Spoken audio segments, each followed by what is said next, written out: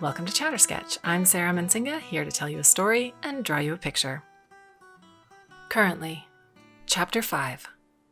Cold wind seeps through my wild wool jacket the next morning as I stand with Carnos to hear the Chancellor's Tidewater address.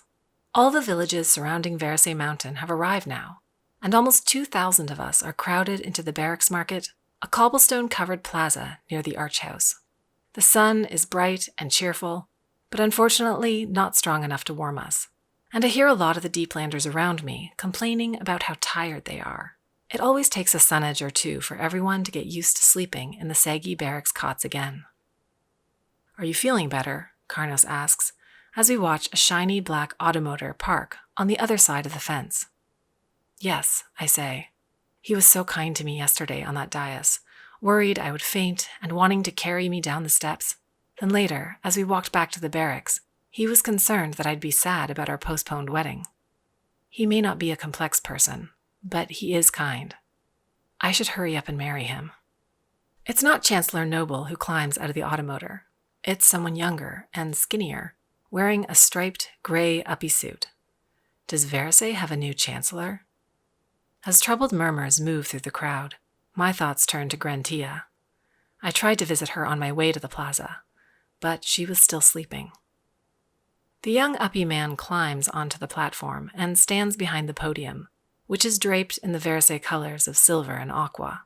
He gives us an indulgent wave as if we're cheering rather than staring, and now that I can see him more clearly, he does look like the Chancellor. He has the same burst of dark hair, scattered freckles, and prominent nose. He also looks just as ridiculous as the Chancellor often does in his expensive uppy finery. The silliest part of his outfit are the black tassels on his shoulders. I'm sure he thinks they make him seem strong and Carnos-like, but I think it looks like some of the strange creatures that live in the deepest, darkest parts of the tide have attacked his jacket. "Greetings, citizens of Varasay's lower plains," the stranger says, and his voice is oddly loud. It must have something to do with the thin metal contraption on the platform. Uppies do love their gadgets. "I am Nerene Noble, and I am Chancellor Fess Noble's son. My father asked me to speak to you this tide, and I was extremely honored. Not only do I have a deep respect for deeplanders." Here he pauses for laughter. That doesn't come. "It's also my job to arrange the details of your stay, and I've been working tirelessly on improvements." Nerene now applauds and smiles at us as if we should clap along. No one does. Rather than let his clapping fade away pitifully, Nerene seems to think it best he end with a showy, loud double clap. It makes his sound device crackle and hum. He then keeps speaking, and what he says sounds rehearsed. "For countless years, Varasay has graciously provided you with homes and the opportunity to sell your goods while the tide passes. I'm sure you are aware that our city has become more crowded, and Mount Varasay, stubbornly, will not grow larger. Every tide, it's more challenging to keep your barracks homes available for you. Therefore, since we here in Varasay City are generous hosts, we ask that you deeplanders be generous guests." Somewhere behind me, I hear Sand mutter, "Giving them 2/3 of our harvest and all of our landrunner kills is already pretty generous." I bristle and look back at him. I didn't realize he was so close. He winks. "I've always said that deeplanders are a proud people who don't want charity." Nerene's voice bounces off the brick walls of barracks buildings 2 and 3. "But there is something you lack, which I would love to offer you. It is an education." There is mild, hesitant applause, because most of us know that if an uppy offers something that sounds too good to be true, it's surely too good to be true. Nerene smiles in a stiff, toothy way that I think is meant to be kind. "So I've come up with a solution. It will give you a chance to repay us for housing you, and a chance to learn new skills that will enrich your lives. I've asked my people to use the phrase windstorm. It's like windstorm, but with win instead of, well, you understand. So now I invite all of you to experience a windstorm with me. For every deeplander between 8 and 56 tides will be awarded a factory job." A factory job, I echo. Awarded, Sande grumbles. Giron steps back so we can better see the poster hanging on the archhouse wall. So here, take a look at this. I know many of you can't read, so it says, "Do your part," there on the bottom. And right now, I'm promising you that I will do my part to make sure you always feel at home in Varasay. I wish you calm waters. An uproar of conversation ripples through the crowd, and people shout out questions like, "What about the barracks market?" And "How much will we be paid?" And "How will we care for our children?" "At least we'll be able to pay for our wedding more quickly now," Carnos says with an uncertain happiness. But I only feel dread. I've seen tired factory workers in the lower city. I've heard about the ugly accidents that leave people without arms or legs. Please, please, don't everyone shout. I'm happy and prepared to answer questions. Giron smiles so wide, his molars are visible. Now I've thought through the age requirements carefully, so either your older children or your elderly will be free to care for your infants and toddlers. Parents can also request alternating day and night shifts. The barracks market has an even simpler solution. Rather than operate daily, it will only be open on Kigar third day, which coincides perfectly with your Sun Edge day of rest. And there's no need to concern yourself with shell papers or coins. To simplify things, your earnings will be put into a fund that will pay for the rent and upkeep of the barracks buildings. See, I have thought of everything. Again, he claps and seems to expect us to clap too. Again, we're silent. At least Giron's factory jobs will give me good reason to frequently leave the Olin's barracks unit. When Sande and I returned last night from talking to the Greystraps, Anne told Bessel I'd have to stay. She stormed off to the archhouse to try and solve the problem herself. Of course, she had no more success than we did, and she hasn't spoken to me since. "What if we don't want a job?" Sande shouts. "What if we refuse to work?" But Giron doesn't hear him, or at least pretends not to hear.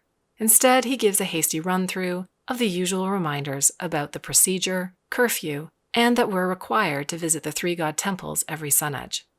When Giron's finished, he adds a final, firm comment that sounds less polished than everything else he said. "You deeplanders should be thankful. It's a hard truth maybe, but if we didn't let you into our city, you'd drown. Know that a lot of uplanders, loud uplanders, think life would be easier if you didn't exist. I'm trying to protect you." He then climbs down from the podium, shooting us a disappointed, somewhat irritated look. Perhaps he really thought we'd appreciate his work assignments. Maybe in some confused way he believes he's helping us. I think we might welcome jobs in the lower city if they were optional and we could save our pay. But I don't think many people, Deeplander or Uplander, like changes that are forced on them, especially changes that don't seem fair. After Giron leaves the barracks with his 4 burly guards, a Greystrap tells us that we'll have to line up in the market this afternoon to be assigned jobs, and that those who arrive early will have more options. Since Giron took his voice-enhancing device with him, the Greystrap's words are nearly drowned out by the rising hum of discussion. "He didn't answer me," Sande glares at the poster. "I want to know what happens if we refuse to work. Will they banish us?" "Let's not find out," I say. Carnos's mother tucks her dark curls beneath her knit hat.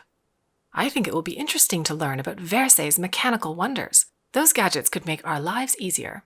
I'd like to drive an automotor up the mountain road instead of pushing a wagon."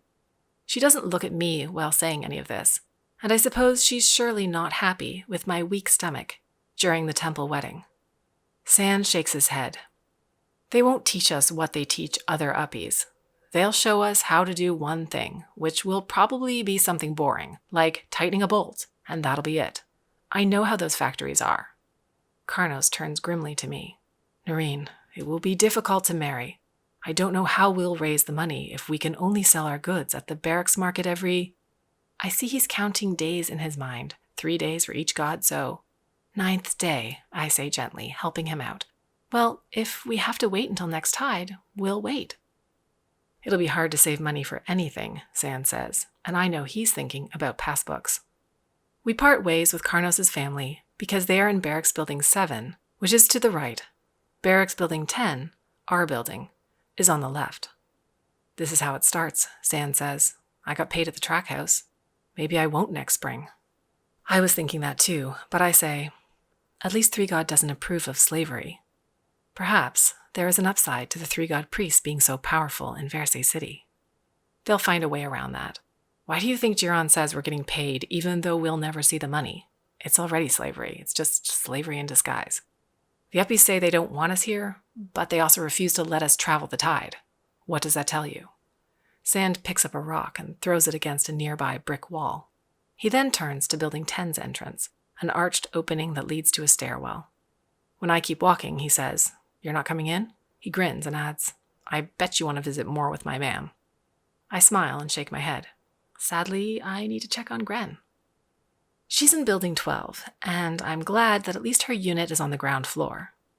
The Rinians aren't home, and I guess they're still at the barracks market, talking with the other deeplanders about work assignments. I'm also pleased to see that although Gren's skin is ashy, and she's tucked beneath several blankets, she's sitting up and wearing her favorite dress, the purple one that she's sewn a lot of dream markings on. Whenever deeplanders have prophetic dreams, we stitch images on our clothes to remind us of the details. "Oh, don't look at me like that, Nerene," she says, and then coughs. "You know how the climb gets to me. Give me another day and I'll be up and running around the market. Now as for you, seems like you're bringing me some bad news."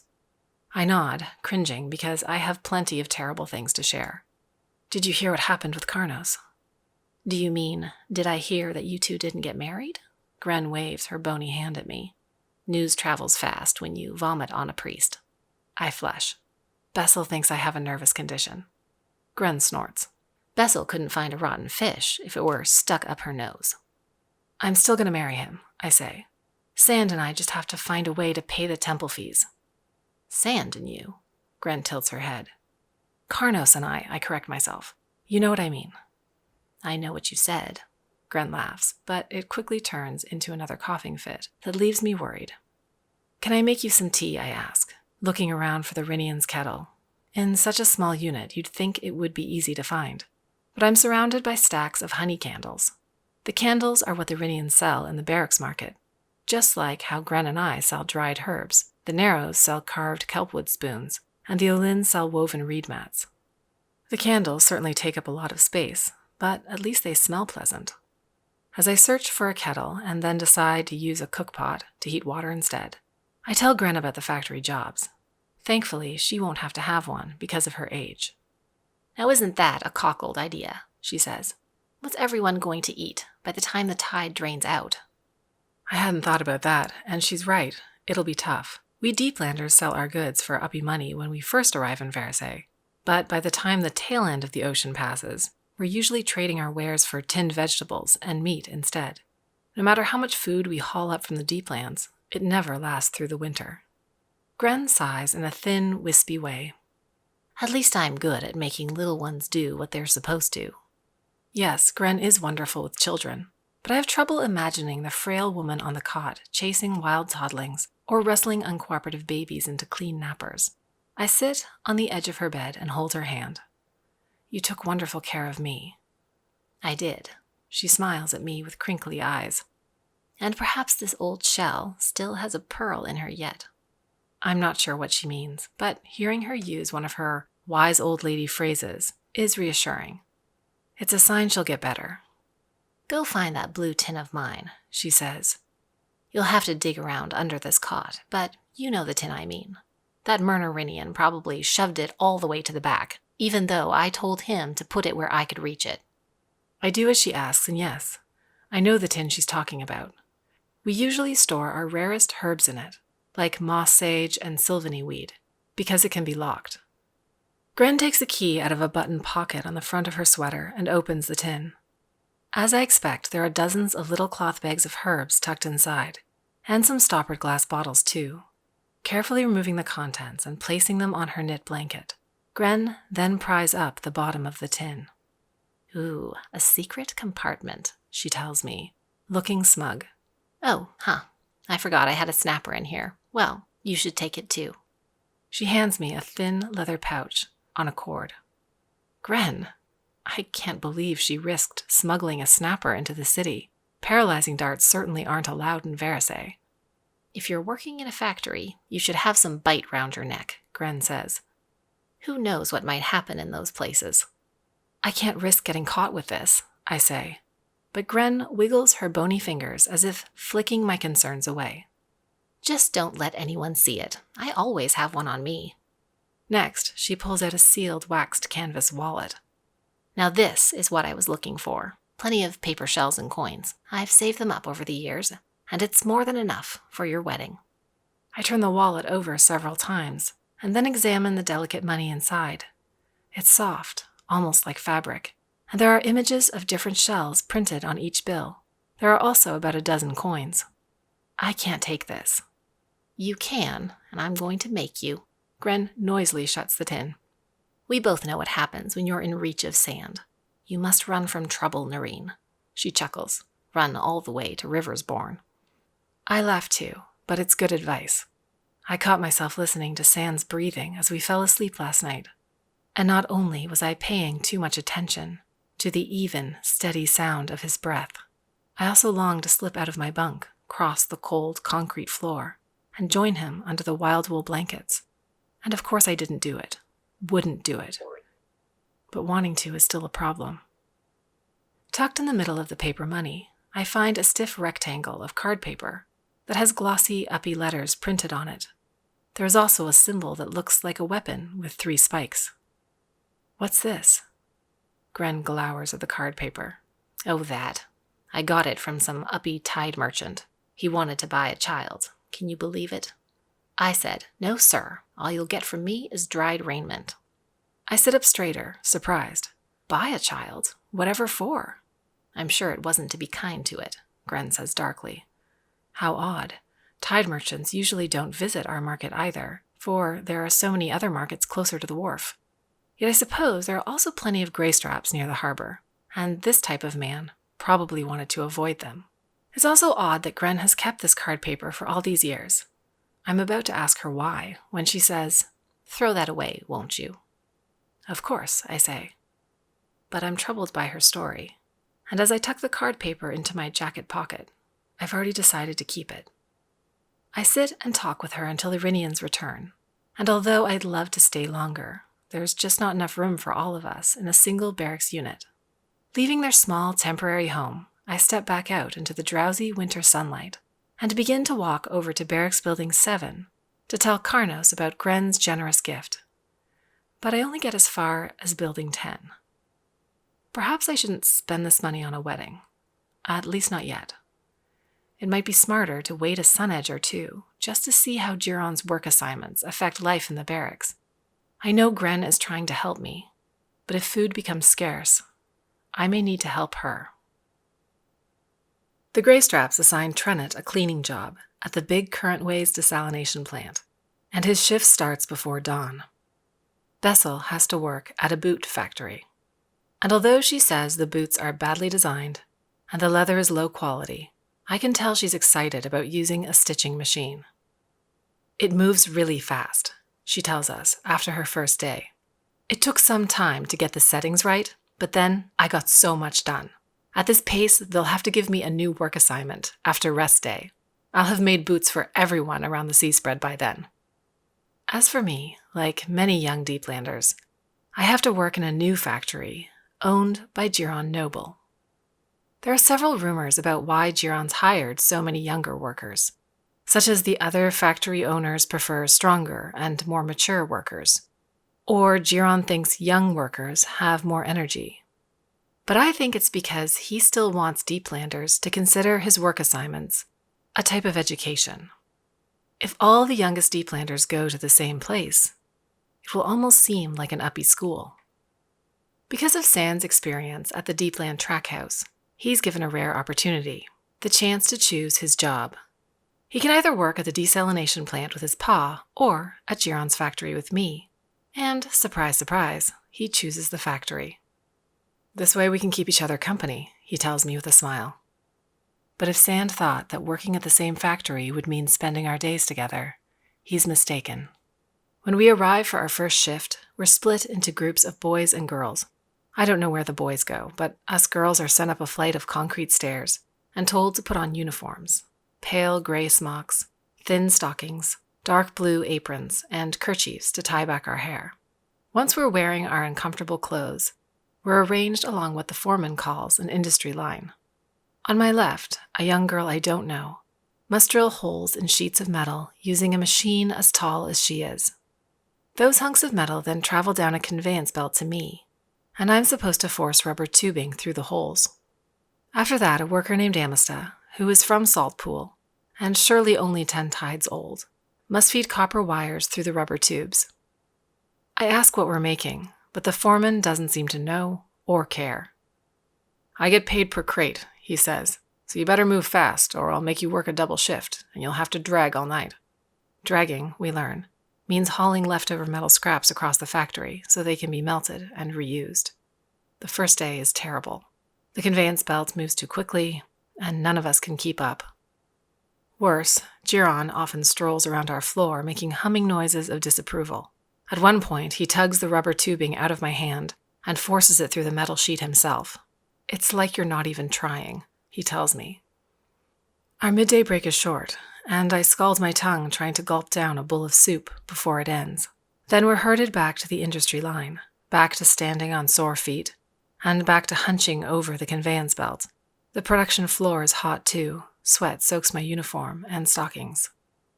"I'm sorry I'm slow, but this is hard," says the girl on my left. I think she's from Pirog.